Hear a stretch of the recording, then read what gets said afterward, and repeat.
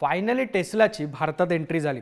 15 जुलैला मुख्यमंत्री देवेंद्र फडणवीस यांच्या हस्ते मुंबईच्या वांद्रे कुर्ला कॉम्प्लेक्समध्ये कंपनीच्या भारतातल्या पहिल्या शोरूमचं उद्घाटन झालं।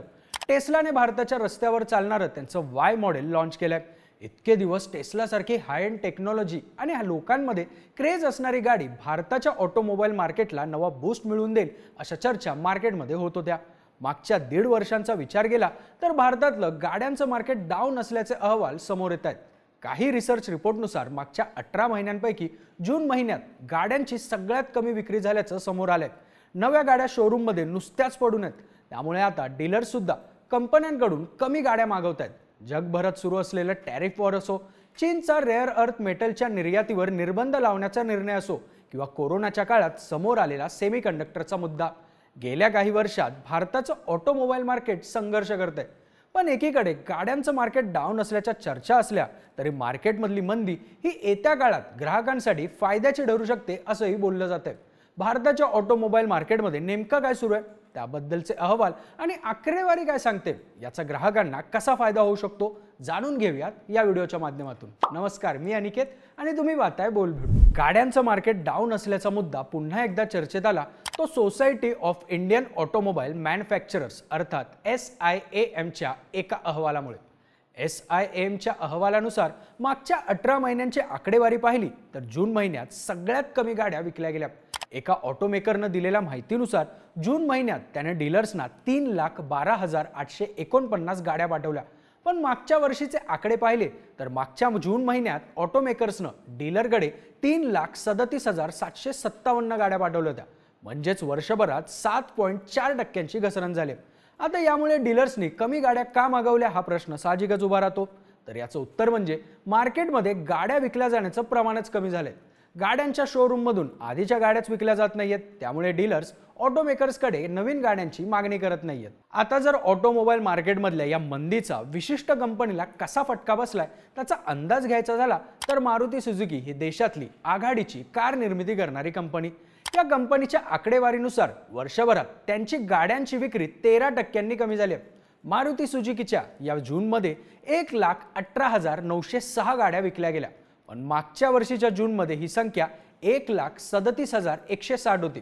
वार्षिक वाढीचा विचार केला तर मागच्या जूनच्या तुलनेत मारुती सुझुकीच्या 18,000 गाड्या यावर्षी कमी विकल्या गेल्यात।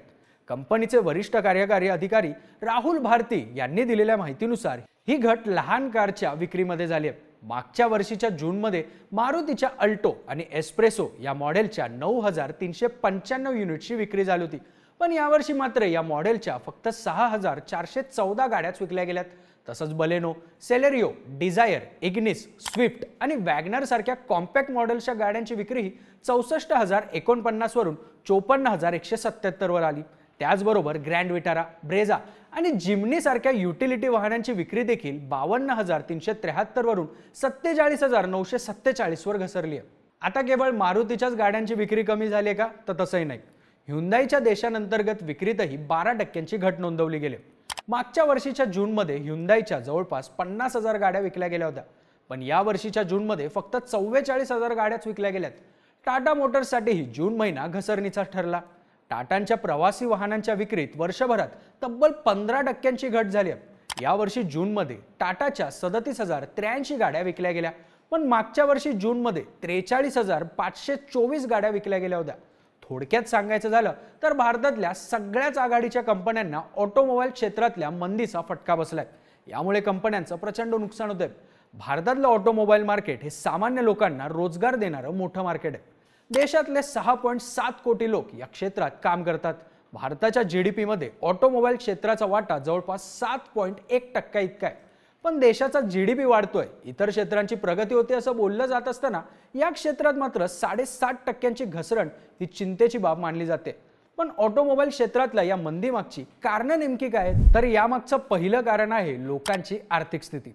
एकीकडे लोकांच्या गरजा मोठ्या प्रमाणात वाढत आहेत, पण त्या तुलनेत उत्पन्न वाढत नाहीये।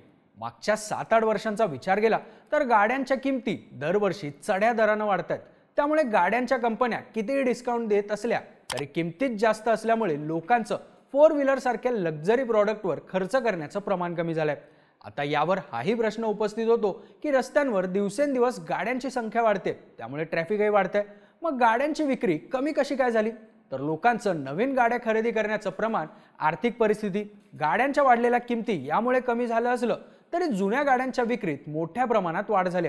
मागच्या वर्षभरात जवळपास 60 लाख जुन्या गाड्यांची विक्री झाल्या असल्याचा अंदाज अभ्यासकांकडून व्यक्त केला जातोय. एकीकडे नव्या गाड्यांच्या मागणीत घट झाली असल्याचं चित्र असलं तरी जुन्या गाड्यांच्या खरेदीत मात्र जवळपास 8 ते 10% वाढ झाल्याचं सांगण्यात येते. त्यामुळे लोकांची आर्थिक स्थिती हा गाड्यांचं मार्केट डाऊन राहण्यामागचं एक महत्त्वाचं कारण मानलं जातं. ऑटोमोबाईल क्षेत्रातल्या मंदीमागचं आणखी एक कारण म्हणजे जागतिक राजकारणात घडत असलेल्या घडामोडी. अमेरिकेचे राष्ट्राध्यक्ष डोनाल्ड ट्रम्प यांनी अनेक देशांवर टॅरिफ लावण्याचा निर्णय घेतला, ज्यामुळे जागतिक बाजारातल्या जवळपास सगळ्याच क्षेत्रामध्ये अस्थिरतेचं वातावरण निर्माण झालं. ऑटोमोबाईल मार्केटही त्याला अपवाद नव्हतं. पण केवळ टॅरिफ हेच गाड्यांची विक्री कमी होण्यामागचं कारण नाही.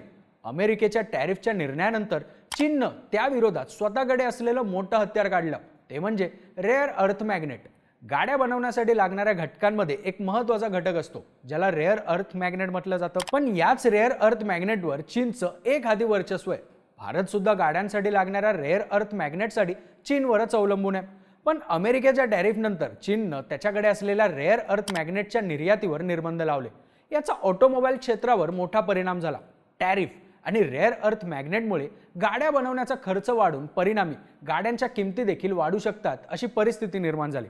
यामुळे आधीच मंदीच्या वाटेवर असणाऱ्या गाड्यांच्या मार्केटने अजूनच कच खाल्ली. पण आता मार्केटने कच खाल्ली असली आणि ऑटोमोबाईल क्षेत्र जरी मंदीतून जात असलं तरी ग्राहकांसाठी मात्र हीच मंदी येणाऱ्या काळात सुखावणारी ठरू शकते.